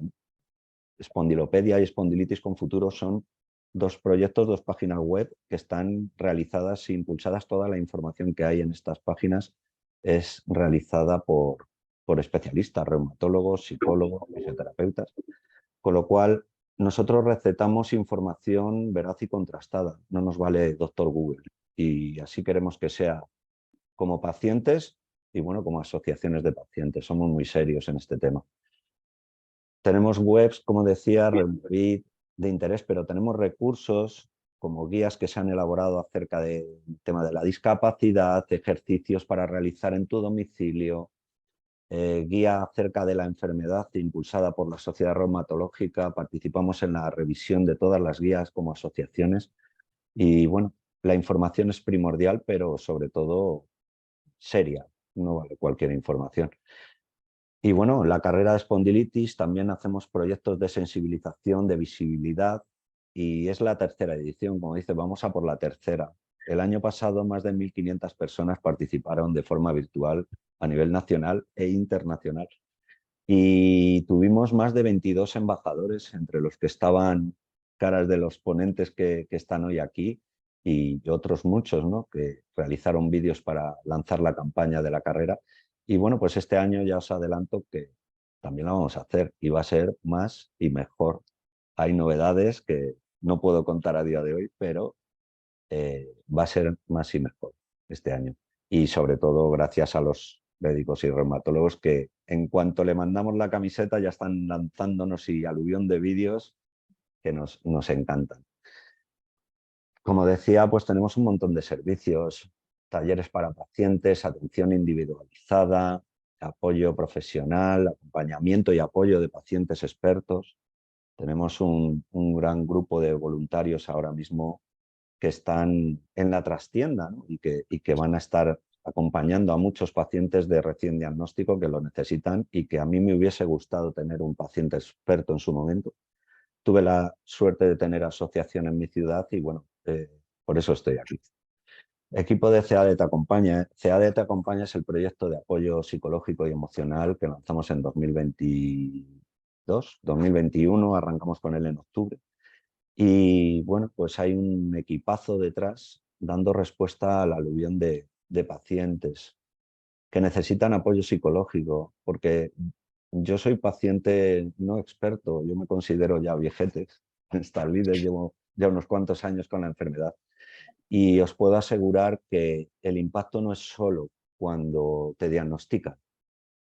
Puedes tener épocas buenas, pero puedes tener épocas muy malas que te vienes abajo por problemas familiares, problemas en el trabajo y vas a necesitar. Yo siempre digo que igual que tengo un reumatólogo, yo mi psicólogo tengo su teléfono y cuando veo que empieza la chicharra a sonar, pues ya le estoy llamando. ¿Por qué? Porque sí, porque necesito también ayuda de un profesional en este sentido. Detrás, como decía, pues está María Peinado, trabajadora social que da apoyo en temas de incapacidad y discapacidad, pero además es el filtro a la hora de el primer contacto que tienen los pacientes con una persona del equipo. Está Miriam también ahí dando apoyo, son las dos líderes de este proyecto, como digo, y tenemos 3 psicólogas, 3 coaches de salud, una fisioterapeuta y a partir de este mes va a haber un paciente experto de forma directa en este equipo, aparte de que tengamos luego otros 12 o 15 pacientes por ahí detrás para coordinar con ese grupo de voluntarios. Como veréis, yo recuerdo hace 2 años en una asamblea, al publicar la foto de la asamblea general y ver la foto de los directivos que estábamos en esa asamblea, hubo un comentario en una publicación en redes que alguien dijo, ¿todos hombres? Pues no, en la coordinadora ni mucho menos somos todos hombres. De hecho, ojalá hubiésemos mujeres, porque yo siempre digo que el puesto directivo de una asociación es voluntario y cualquiera puede presentarse. Cualquier paciente. Y en la coordinadora nos pasa igual, pero ahora es al revés. Hay más mujeres que hombres. En los equipos que están trabajando en la coordinadora, y me enorgullece un montón, hay muchas mujeres y jóvenes. Y para mí y para la coordinadora era un reto el incorporar el género femenino dentro de la coordinadora como tal, porque hay mucha afectación de la enfermedad también en mujeres a día de hoy, más que hace 20 años. Y es un orgullo tener un equipazo detrás de personas jóvenes, mujeres que tienen unos cerebros brutales y que me abruman a veces con ideas y con más trabajo, pero me encanta. Y este es parte del equipo que hay detrás, pero además tenemos una estructura interna potente. Como decía, somos 18 entidades, hay una junta directiva, hay un equipo de proyectos, un equipo de investigación, pero también tenemos una estructura interna dentro de lo que es redes sociales, comunicación externa. Hemos incorporado un montón de personas. Hay personas que llevan el grupo de Facebook, Twitter, Instagram, TikTok, pero además damos respuesta al aluvión de consultas en el correo electrónico. Y como veis, pues bueno, Charo, Ana Isabel, que además es fisioterapeuta, pero además es la persona junto conmigo que hacemos las revisiones de IPTs que nos llegan desde la Agencia Española del Medicamento. Es una persona que tiene un conocimiento brutal, que está participando en proyectos de investigación con patrocinadores y sobre todo con los que al final van a poner la innovación en medicina para esta o las nuevas terapias en esta patología o en otras. Y bueno, pues está ahí también dando el callo. Lorena, que es periodista, Xavi, que está también ahí en reportajes en prensa y demás. Y bueno, pues el grupo voluntariado que hemos incorporado hace muy poco a Guadalupe, Miriam Asensi, Yolanda, Ingrid y voluntarios. Y yo me estoy metiendo en el terreno que no me toca, porque esto era tuyo, Miriam, y me lo estoy comiendo, así que habla. Y me callo. Nada, yo te dejo. Yo te dejo. Que para algo eres el presidente. No pasa nada. No, es una cosa que lo hemos hablado tanto que ya lo llevamos y da igual quién lo hable porque qué mejor que escucharte a ti, Pedro, hablar del equipo que hay detrás. Yo, sinceramente, a mí me fichó Ana, le tengo mucho cariño y, sinceramente, al ir viendo lo que había detrás, nos dimos cuenta hace más de un año que yo le propuse a Pedro que eso había que contarlo y hemos tenido la oportunidad de hacerlo. Estoy súper contenta de todas las preguntas que estamos recibiendo, que ya os comento que no las vamos a poder contestar todas, pero no os preocupéis que las vamos a incorporar en la web y vamos a facilitar pues el correo electrónico para seguir preguntando, porque tenemos acceso a Chema, a Lourdes, a Clementina, y ellas estarán dispuestas a contestar en calma cuando esto termine, porque es que tenemos demasiadas. Y nada, deciros que el equipo humano que hay detrás es impresionante. deciros, como han comentado tanto las reumatólogas como Chema, es una enfermedad que no desaparece, que nos va a acompañar, pero también os tengo que decir una cosa muy importante, que es la implicación de los pacientes. Cuando nos encontramos en una situación de cambio, de evolución, porque no es solo saber el diagnóstico, sino que tienes que aprender a adaptarte. Hay muchos trabajos que no permiten esta enfermedad, como fue en mi caso, y bueno, estamos con una constante evolución. Pero al estar en contacto con los pacientes, lo que os tengo de trasladar es que tienen muchas ganas, igual que el equipo de salud tiene muchas ganas de que se investigue, de que luchen, y los pacientes han evolucionado y quieren trabajar, quieren unir fuerzas, y gracias a eso tenemos grupo de voluntarios, mucha gente detrás queriendo hacer visible sus casos, sus vivencias, y por eso estamos creciendo en redes sociales, gracias a todos vosotros. Y nada, poco más que contaros. Ahora ya esto sí que es parte de Pedro. Al final es todo parte mía. Bueno, como decía, gran parte de los proyectos de investigación, los resultados que obtenemos, uno de nuestros objetivos y en nuestro plan estratégico está hacer incidencia política. Y como decían los compañeros, muchas veces no depende de los profesionales médicos, de ellos depende nuestra salud y son los que nos cuidan. Pero muchas decisiones que hay detrás no dependen de ellos de forma directa. Como bien decían y escuché, pues hay intereses políticos, de gestión, económicos, todo en esta vida cuesta y cuesta mucho dinero y mucho esfuerzo. Y nosotros somos los encargados de poner ese punto sobre la i que a veces hay que poner y bueno, pues, a lo mejor es la parte que realmente también nos toca hacer a los pacientes, ¿no? Reivindicar, bueno, pues igual que decimos cuando las cosas están bien, que hay muchísimas cosas que están bien, pero también hay muchas que se pueden mejorar.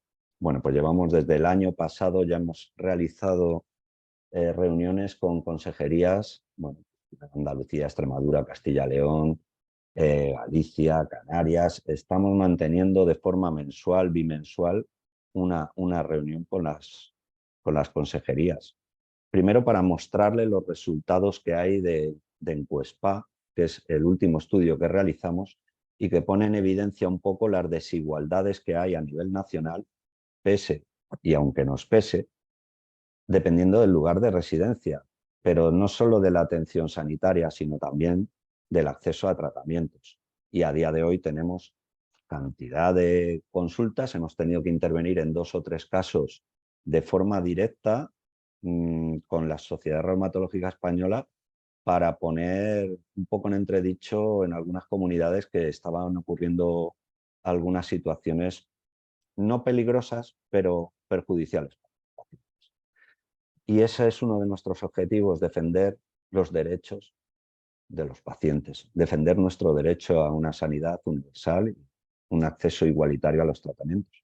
Y gran parte de estos proyectos que impulsamos, tanto los especialistas y hospitales por un lado, y los pacientes, sirven en muchas ocasiones para poner el foco en aquellas comunidades que a lo mejor hay que intervenir para que mejoren las cosas en algún sentido. Y no sé si me queda algo más, Miriam. Empoderamiento de pacientes, esto te lo dejo, que tú estás muy empoderada. No. Estoy en crecimiento. Estoy reestructurando un poco gracias a la enfermedad. O sea, la verdad es que todo ha sido gracias a la enfermedad. Yo nunca pensaba darle las gracias a mi enfermedad, con lo enfadada que estaba con ella y con la espalda que yo le di enorme durante años. Nunca pensaba que me diera esta oportunidad de hoy estar aquí con todos vosotros, de compartir mesa con grandes profesionales y dar gracias en mayúsculas a la enfermedad. Bueno, el empoderamiento del paciente es eso, es el conocimiento, nos hace fuertes. O sea, yo pensaba que me hacía débil y lo que me ha hecho es crecer como persona, intentar buscar la información. Para eso estuvo CEADE apoyándome en darme toda la información, y es lo que vamos a hacer. con todos los nuevos pacientes, con pacientes que quieran saber de la enfermedad. Pues les damos todos los recursos necesarios con toda la batería que os hemos comentado. Deciros que estas diapositivas, tanto las nuestras como las otras, estarán puestas en la web. Están incluidos enlaces, ¿vale? Para que os vayan llevando a las páginas de la web y os podáis ir informando y ir donde queráis, ¿vale? O sea, entonces, ¿qué pasa? Que no solo necesitamos información, necesitamos hacer piña, unirnos entre todos. Para eso están los talleres. Los hemos enfocado de una manera mensual, el último miércoles de cada mes. También participan profesionales como Chema, que también ha participado, como uno más. O sea, estaba ahí apuntando las herramientas y escuchando, y si sale alguna pregunta, porque eso sí que os tengo de decir, no es solo hablar, no es solo como... O sea, hay una parte que sí, que el psicólogo, la coach o fisio trabaja, pero después dejamos un espacio donde los protagonistas son los pacientes, donde los escuchamos y donde respondemos ciertas preguntas y les damos esa oportunidad mensual de transmitirla.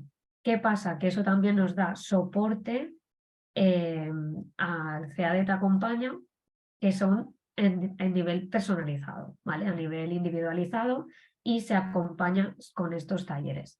Evidentemente vamos a hacer otro tipo de talleres donde está Adriana, nuestra tía Adri, como quiere que le llamemos, que es una crack y nos enseña muy bien porque ella también sufre la espondilitis y sabe muy bien cómo hay que moverse. Y ahora también estamos promocionando cómo, si sabemos realmente cómo nos movemos, porque eso es muy importante para el tema de la rigidez y tal. También hacemos charlas informativas que se crean a través de que los pacientes nos informen. Entonces, yo creo que un paciente bien informado llega a la consulta, y eso nos lo pueden aclarar tanto Chema como Clementina y Lourdes.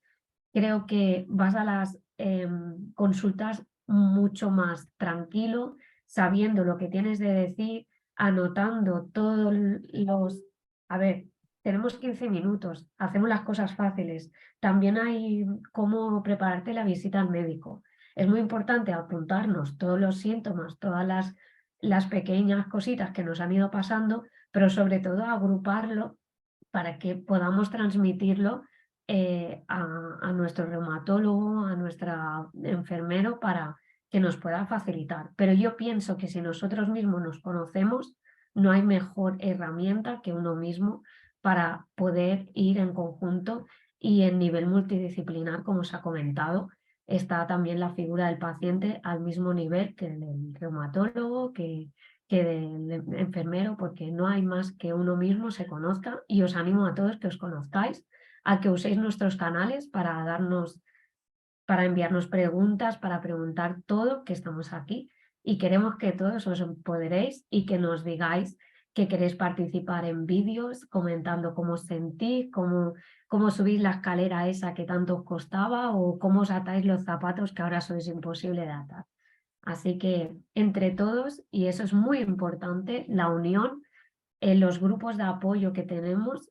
En el grupo de Facebook, yo lo comento siempre, en el grupo de Facebook hay profesionales, pero por ejemplo hemos creado un chat donde están pacientes expertos, donde se les va a formar para que puedan atender a otros, que eso también es súper importante, el apoyo entre nosotros, pero sobre todo el conocimiento de uno mismo. Así que con esto hemos terminado. Y ya está. Ahora le toca a Pedro acabar. Ya esto cortito, como he comentado en la presentación, hacemos revisiones de IPTs. A futuro tenemos preparado otro webinar, no tardando demasiado, y como bien apuntaba Chema o Jesús o las compañeras, contamos con farmacia hospitalaria, claro que contamos. No podemos meternos todos en el mismo, pero contamos con ellos. De hecho, ayer tuve una reunión en el Hospital Gregorio Marañón. La coordinadora española está integrada en el comité asesor de humanización de farmacia hospitalaria del Hospital Gregorio Marañón de Madrid. Para nosotros es un logro importante y sabemos lo que se está trabajando desde farmacia cara a los pacientes y a futuro tendremos ese y otros más, porque también el de las IPTs, informes de posicionamiento terapéutico, que muchos pacientes nos preguntáis, bueno, pues la coordinadora participa con el Foro Español de Pacientes, con otras federaciones, en la parte que nos toca al paciente, ¿no? En revisar estos informes de posicionamiento y que parece, cuando se habla de un informe de posicionamiento, algo un poco banal, ¿no? Como un documento que te manda. No, esta es la parte importante para que un medicamento llegue al paciente, ¿no? La revisan especialistas, reumatólogos, investigadores, la Agencia Española del Medicamento y los pacientes también estamos metidos aquí. Y la coordinadora, pues desde hace ya un par de años, pues estamos revisando IPTs, varios profesionales y para nosotros es un avance, ¿no? Es una realidad. Yo creo que el otro día lo comentaba que hace 6 años o hace 10 años la figura del paciente, poner al paciente como centro del sistema, de la atención y de todo, era algo que en todos los foros se hablaba de ello, pero la realidad no era esa. Y hace poco, coincidiendo con 29 federaciones nacionales, sí que hemos puesto en común que a día de hoy creemos que es una realidad, que el paciente sí está contando en todos los ámbitos, se cuenta con nosotros y buena muestra es que hasta la Agencia Española del Medicamento cuenta con los pacientes. Y poco más, son algunas pequeñas pinceladas de lo que hacemos desde la coordinadora. Podríamos tirarnos todo el día hablando, pero hoy los protagonistas no éramos nosotros, también queríamos mostrar lo que hay detrás de CEADE. Detrás de CEADE está Clemen, está Lourdes, está Chema, está Jesús, está Miriam, un montón de personas que de forma, pues eso, altruista, vocacional, con ganas, emplean tiempo y yo me callo. Queda un ratillo, creo, si queréis por alguna pregunta de las que hayas interesantes o queréis comentar vosotras también algo antes de terminar, pues perfecto. Jesús, te pongo de moderador ya. Muy bien. Mirar, empiezo con una pregunta que ha hecho además un buen amigo de Sevilla, Juan Manuel Rodríguez, que por qué no se controla o parece que en Sevilla no se hace un seguimiento de la osteoporosis en los hombres, que las mujeres a partir de la menopausia tienen un control, pero que en cambio en los hombres no. Gracias.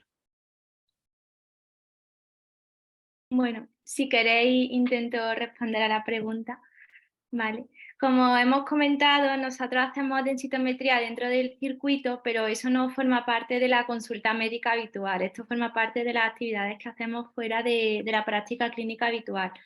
Desafortunadamente, ahora mismo no existe recomendación de una búsqueda activa de osteoporosis en pacientes con espondiloartritis, pero justamente por eso en esa línea se están haciendo estudios pues, para identificar los perfiles de pacientes que tienen más riesgo de padecerla y en ellos pues, hacer esa búsqueda, ese diagnóstico precoz y poner tratamiento.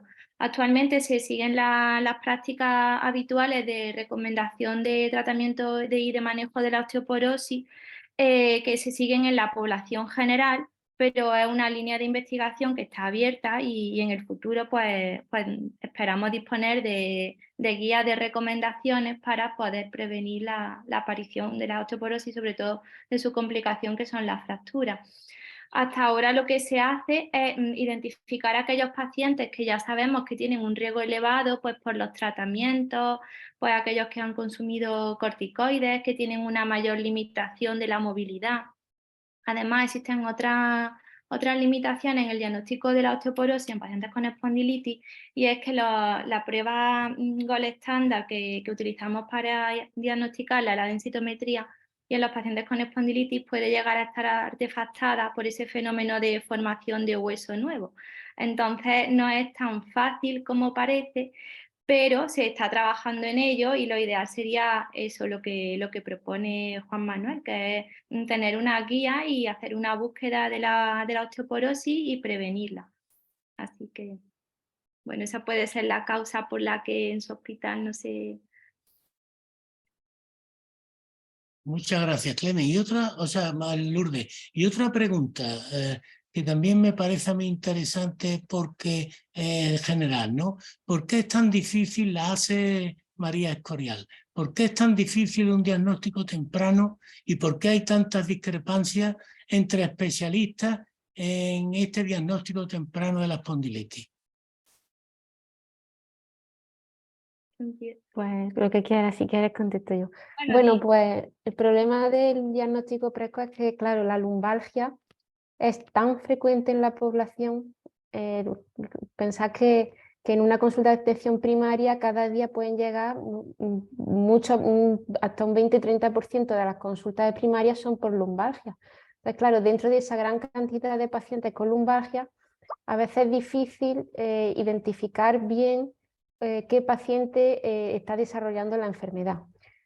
Por eso aquí el diagnóstico precoz, la clave está muchas veces en atención primaria. Y ahí es donde los reumatólogos trabajamos conjuntamente con primaria para que los médicos de familia estén familiarizados con la enfermedad y sepan identificar esos síntomas que son el dolor por la noche, la rigidez por la mañana, el que esté tomando un antiinflamatorio y esté mejor. Pues todo eso a los médicos de familia se lo recordamos y establecemos una serie de protocolos para intentar una derivación precoz. Pero sabemos cómo están los médicos de familia ahora, ellos hacen lo que pueden, nosotros les recordamos esos protocolos y ellos muchas veces lo identifican bien, pero es verdad que como hay tan cantidad de pacientes con lumbalgia, pues a veces es un poquito complicado que nos lleguen a tiempo a reumatología.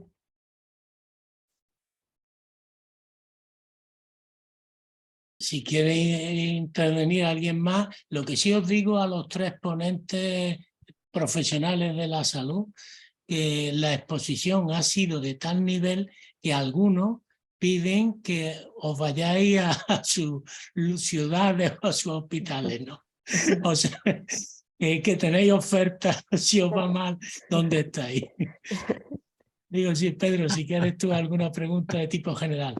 Mira, yo estoy mayor para trasladarme ya, que me queda poco para jubilarme. Mira, Clemen y Lourdes, yo encantado si se vinieran a Canarias, porque son dos cracks. Ya, yo he coincidido con Clemen estos últimos meses 2 o 3 veces y la verdad que no sabéis lo que tenéis ahí en Córdoba con la doctora Clementina. A Lourdes no la conozco mucho, por eso no lo digo, pero con Clemen, joder, es una mujer increíble, una profesional maravillosa. Y bueno, hablando con Pedro Armenteros, que es el enfermero que tenéis allí, joder, os admiro y mira que lo he dicho en la charla porque tenéis una investigación increíble.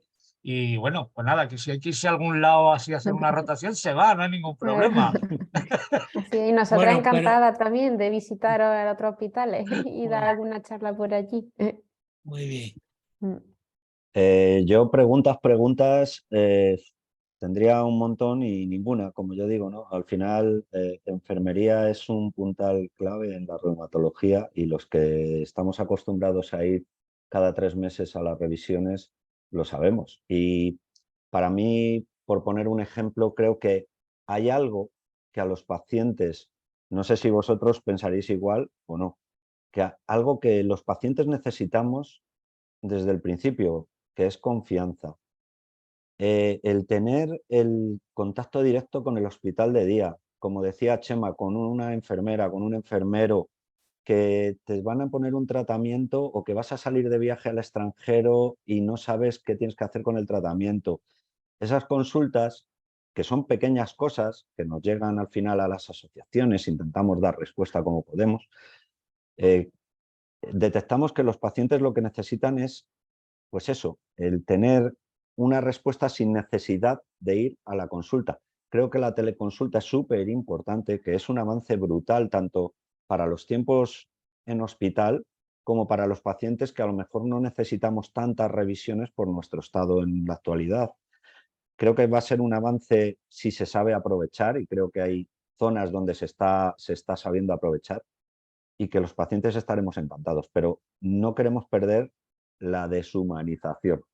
Quiero decir, habrá situaciones en las que sea viable y otras pues que a lo mejor sea más necesario pues que vaya a la consulta o verle y demás.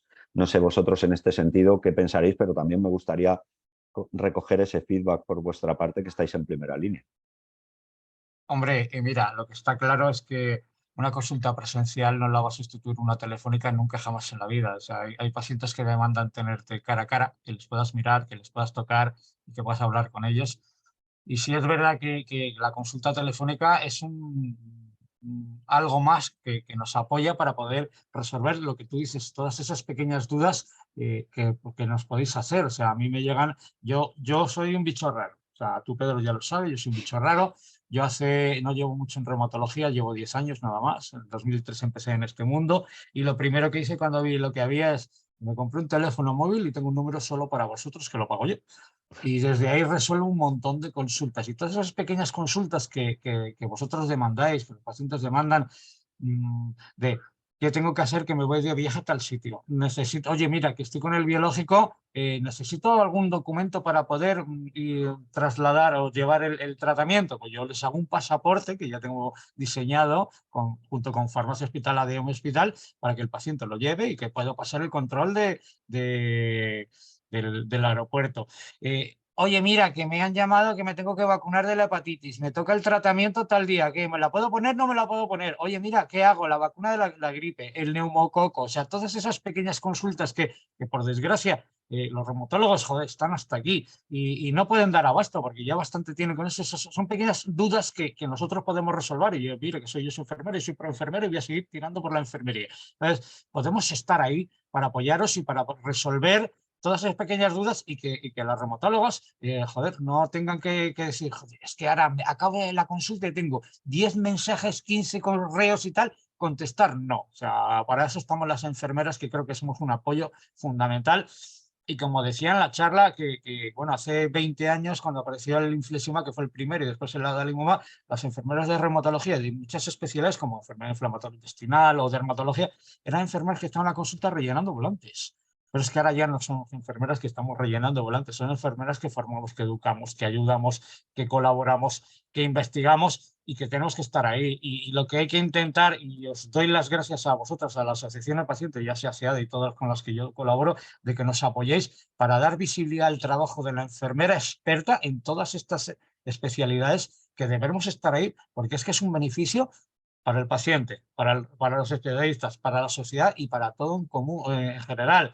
Ya, yo tengo la gran suerte de que, bueno, estoy bien reconocido en mi hospital y estoy en la comisión de farmacia. Yo cada vez que voy a la comisión de farmacia, que se va a meter un medicamento, os hago probar para que entre en el hospital, se habla de beneficios para el paciente, bueno, ensayo clínico, todas esas cosas, beneficio para el paciente, cómo se administra, cómo no se administra, y después el tema económico, que es una de las cosas que se ha hablado. O sea, nosotros en reumatología ahora mismo es yo no digo la tercera o la cuarta especialidad que más dinero gasta en anticuerpos monoclonales después de oncología y hematología. O sea, es que tenemos tal variedad, amplio gama de terapéutica que es brutal, o sea, brutal. Y una enfermera tiene que estar formada, una enfermera especialista en reumatología, tiene que estar formada y saber cuáles son todos los dispositivos que hay, cómo se administra, cómo se desechan, cómo se transportan, ¿sabes? O sea, es que yo solo digo, cuando en una sesión clínica hace poco en mi servicio me decían adalimumab, digo, es que hay 7 adalimumab en el mercado y cada uno tiene un dispositivo diferente. Y claro, en cada comunidad, en cada hospital hay uno diferente. Y tenemos que estar igual de formados e informados que las reumatólogas, que por eso yo voy a todos los lados. O sea, donde me invitan a cualquier lado, yo voy allí y digo, hostia, tengo que aprender de Clemente, tengo que aprender de Lourdes, que me cuenten lo que hay. Porque a pesar de que a lo mejor yo no pueda pautar o no pueda indicar un medicamento, el saber que hay un riesgo, el saber que si pasa cualquier cosa, que en el ensayo tal, eso me ayuda a mí para que cuando el paciente me pregunte, oye, mira, espera, no, que es que eso sí, que es que eso no. ¿Sabes? Y luego ya le preguntas a tu reumatóloga cuando vayas a la consulta. Bueno, ya me voy a callar. Bueno, Clemen y Lourdes, vuestra opinión pues a este respecto creo que también es importante.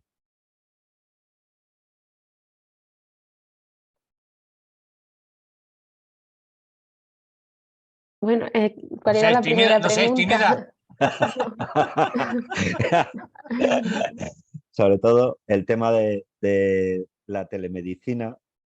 Es cierto. Os he preguntado si consideráis que, bueno, pues que puede ser, como bien decías en la presentación, una herramienta súper importante, primero, por lo que hablamos, descongestionar también los tiempos, las consultas, que estamos súper Sí. saturados y y puede ser una buena herramienta sabiéndola utilizar, o consideráis que a lo mejor, pues bueno, Sí, vamos, totalmente de acuerdo con Chema. Es decir, nunca la teleconsulta va a sustituir, pero sí es un complemento que nos puede ayudar a la hora de seguir a los pacientes. Muchas veces en teleconsulta la hacemos, cuando lo hacemos al reumatólogo es porque si el paciente está bien y tenemos que darle solamente el resultado de una analítica que está pendiente o algo, no vamos a hacer venir al paciente del pueblo, perder un día de trabajo para darle un resultado de una analítica, se lo decimos por teléfono y es bueno para él porque se ahorra el desplazamiento y también para nosotros, bueno, no tenemos necesidad de citarlo. Pero obviamente nunca va a sustituir a una cita presencial. Y yo envidio a Chema porque creo que le resuelve muchísimos problemas a los enfermos. Y vamos, ojalá en Córdoba tuviéramos también ese tipo de enfermería que afortunadamente tenemos una nueva generación de enfermeros ahora también con motivación que se me consta que lo están intentando implementar. Eso que muchas de esas llamadas que nos pasan a nosotros en las notillas, le llamamos las notas de los pacientes de final de la consulta, pues que se puedan resolver por parte de enfermería con total normalidad. No, ahí es que allí tienes un equipazo, ya tienes un equipazo. Además tiene a Rocío, la directora de enfermería, que fue vuestra enfermera de reumatología, que bueno, y que lo estáis haciendo muy bien. Y eso es sinceramente, muchas veces ya no depende a lo mejor de la institución, sino de lo que quiera de la persona, claro. Efectivamente, o sea, que esté más o menos implicado, porque tanto en enfermeros como en reumatólogos hay gente que está más o menos implicada, y lo veo aquí, o sea, vosotros todos estáis muy implicadas y hay otros reumatólogos, y hay que decirlo, que no lo están tanto, y en enfermería pasa lo mismo. Entonces, yo es una cosa que yo he sido paciente y yo he vivido desde el otro lado de la barrera lo que hay, y lo que tú dices, tener que ir para que me digan, oye, la analítica está bien o qué tal, perder una mañana o perder 2 horas de... Joder, si me lo resuelves por WhatsApp o por un correo, bienvenido sea. ¿Qué quieres que te diga? Así es. Sí, yo un poco en línea con lo que han dicho también estoy de acuerdo, sobre todo a la hora de agilizar muchos trámites y muchas cosas que se pueden resolver por teléfono, porque también es una forma de que el paciente no tenga que esperar 3 meses hasta que haya un hueco en la agenda. Se pueden llevar ya la duda de la medicación o el comprobar un parámetro que estaba en la analítica hace un mes alterado que ahora se haya corregido, simplemente eso, con una llamada telefónica, un correo electrónico. Entonces, yo estoy a favor en aquellos casos de pacientes con los que estamos tranquilos, que están estables, que se hacen a lo mejor varias revisiones al año, que una de ellas sea eso pues de forma telemática, y que obviamente las primeras visitas, pacientes que no conoces, que no les ponen la cara, que tienes que hacer una exploración física, eso es completamente imposible e inviable. Pero pacientes que conoces, que están al día de su situación, que es para recoger una prueba, actualizar o renovar un tratamiento, agiliza mucho todo, tanto para los pacientes como para nosotros, que también nos quedamos tranquilos de que estamos haciendo las cosas en el momento que hay que hacerlas, que no las estamos posponiendo, y entonces en ese sentido sí, la verdad es que aporta, tiene un lado positivo. Hombre, ahí mira, estabas hablando, Lourdes, y me estaba acordando de un caso en particular. O sea, paciente que va a la consulta, bueno, hace una consulta telefónica con el reumatólogo y dice, mira, te tienes que hacer la analítica una semana antes de la próxima consulta con Chema o conmigo, ¿no? Y entonces rellena, nosotros lo tenemos todo informatizado, rellena el volante. Y antiguamente el paciente tenía que ir a la consulta a recoger el volante en papel para después poder pedir la cita. Pues no, actualmente, en mi caso no. O sea, rellena el volante y él dice, cuando llegas a Chema, yo cojo, imprimo el volante y sobre la marcha en esa consulta le hago yo la analítica. O sea, le estoy haciendo que no tenga que ir solo a un hospital o su centro de salud para que le den el volantito en papel. O sea, es algo bueno, que lo que está diciendo Lourdes, que las primeras visitas sí es verdad que tienen que ser presenciales, porque es que hay que tocar, hay que mirar, igual que la primera visita, a lo mejor cuando hicimos un biológico o cuando tienes que educar para ponerse un metotrexato, tiene que ser presencial, evidentemente, pero luego el resto, dependiendo de cómo esté el paciente, si está en remisión, una llamada o un WhatsApp o un correo nos resuelve muchísimo. Pero sí es verdad, como dicen Clemen y Lourdes, y digo yo, la visita presencial, la telefónica o la telemática no la va a sustituir nunca en la vida. Hay pacientes que sí la van a seguir necesitando, por su perfil o por cómo sea, y otros que, joder, que le resuelven la vida, que están trabajando y se llaman a las 10 porque tengo una reunión, como nos pasa a nosotros, ¿no? Así es. Bueno, muchas gracias. Yo creo que ha quedado todo muy claro. La sensación que percibimos por lo que están escribiendo en el chat es la que estamos diciendo aquí. Todo el mundo está más que satisfecho y muchísimas gracias. Yo además a las 8:30 tengo una reunión. Así que si queréis seguir, pero yo marcho. Un abrazo a todos. Venga, Jesús, un abrazo. Hasta luego, Jesús. Bueno, pues ya como llevamos casi 2 horas, que pensábamos 1 hora y media y nos hemos ido un poquillo, pero bueno, no hay problema. Eso es señal de que estamos todos a gusto. Yo en nombre de todos los pacientes de la coordinadora y en el mío propio, daros las gracias por haber dedicado este ratito a estar con todos los pacientes que se han conectado. Además, publicaremos en el canal de YouTube las presentaciones y vuestras exposiciones para ampliar esa información a mucha más gente. Y yo ya os lanzo un guante, yo es que soy así. ¿Qué os parecería a futuro? Porque a mí me encanta hablar de temas que los pacientes desconocen, no los que conocen, porque los que conocen, pues bueno, ya nos encargamos un poco las asociaciones. Pero a futuro hablar de ensayos clínicos. Porque hay cantidad de pacientes que nos preguntan, oye, ¿y un ensayo clínico? ¿Pero eso para qué sirve? ¿Por qué tengo que participar? ¿Por qué no? Y nos inflamos a dar información y sobre todo a decir que es súper importante que estemos en los ensayos clínicos, porque si no la investigación no avanza, como bien decís. Entonces, bueno, os propongo a lo largo del año, no va a ser ya mismo, pero bueno, ir pensando que a futuro ensayos clínicos puede ser un tema. Y Chema, yo no te digo nada, contacto directo ya tienes con... Ya. Yo sabes que vídeos, TikTok, Facebook, No, Twitter, Instagram, lo que queráis. Me han pasado por ahí ya alguna propuesta que has tenido por ahí con algún miembro del equipo y nada, a los 3 os invito a que cualquier idea, cualquier propuesta, cualquier proyecto, trasladárnoslo, que intentaremos ponernos manos a la obra entre todos y nada, mil gracias como siempre porque da gusto escucharos y que aprendemos un montón y al final es cercanía, que también tiene que haber cercanía. Gracias a todos y nos vemos en la próxima. Y a algunos os veré en Córdoba en los premios de investigación pronto. Así que nada, nos vemos pronto. Entonces. Yo en un año nos vemos en Canarias. ¿Verdad, Clemen? En un año cierto. nos vemos en Canarias. En el próximo congreso. En el próximo Congreso Nacional de la SER, que es aquí en las islas. Así que, y espero veros a vosotros, a Pedro y a Miriam, a alguno allí, a ver si podéis venir. Haremos un esfuerzo, intentaremos a ver si nos permite el trabajo y todas las obligaciones, pero sí intentaremos. Bueno, y a Clemen yo la veré en el de autoinmunes, en la reunión de no sé qué. Coincidimos bastante, es brutal. O sea, tenés ahí una referente increíble, de verdad. Ahora o sea, ha terminado el de la SER hace poco y yo no pude asistir, pero la verdad es que ha habido cantidad de gente que me ha mandado fotos, mensajes y me ha dado envidia sana porque no podía asistir este año. Pero bueno, habrá ocasiones que seguro que nos vamos a ver.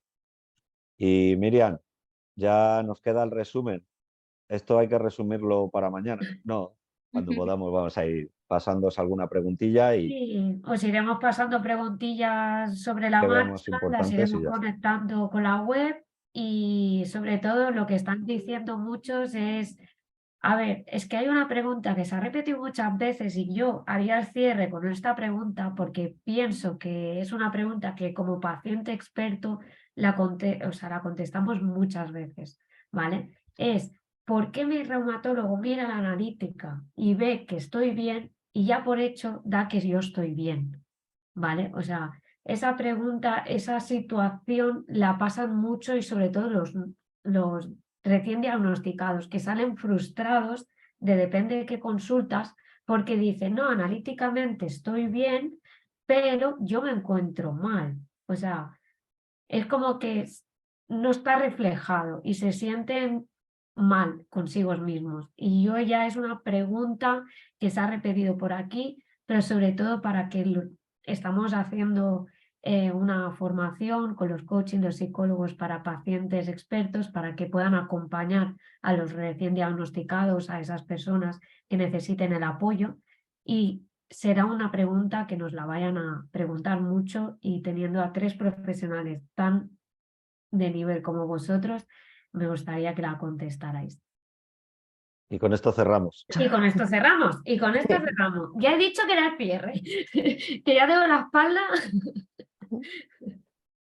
Bueno, por eso es tan importante hacer los cuestionarios que hacemos en las consultas, porque claro, la PCR al final es un parámetro de la analítica que a veces sube, a veces no. Y tenemos pacientes que están mal con PCR normal, pero tenemos también al contrario, pacientes que dicen yo todo me encuentro bien y vemos que hay una elevación de la PCR. Y bueno, los cuestionarios, los PRO, los Patient Reported Outcomes, es decir, el BADAI y todos esos papelillos que le damos a los pacientes para que nos rellenen esa serie de preguntas, pues eso nos sirve para saber el nivel de dolor que tienen. Y bueno, el reumatólogo normalmente se apoya también en esos cuestionarios a la hora de valorar si el paciente está bien o está mal. Sí. Al final se intenta buscar un marcador objetivo que hable de la actividad de la enfermedad, pero es verdad que no se puede olvidar que la espondiloartritis se manifiestan, tienen muchas manifestaciones clínicas, y algunas de ellas son sobre las que hemos hablado, como son las manifestaciones pues también psicológicas.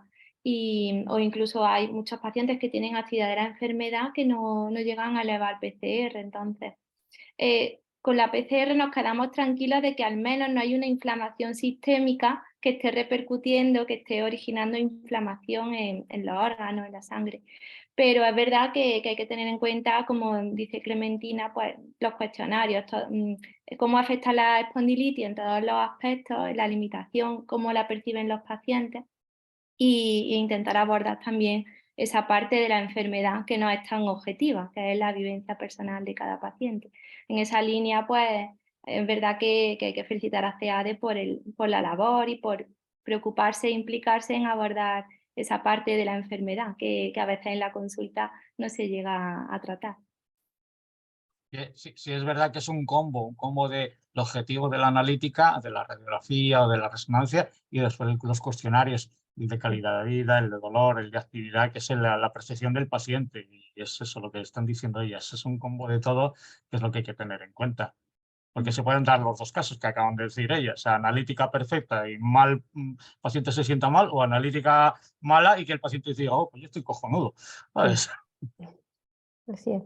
Sobre todo, por lo que veis, hay que rellenar con conciencia los cuestionarios que nos mandan. Y si puede ser un día antes o una hora antes, tranquilamente sentarnos y perder ese ratito, porque muchas veces vamos a la consulta y vamos así. Y yo la primera.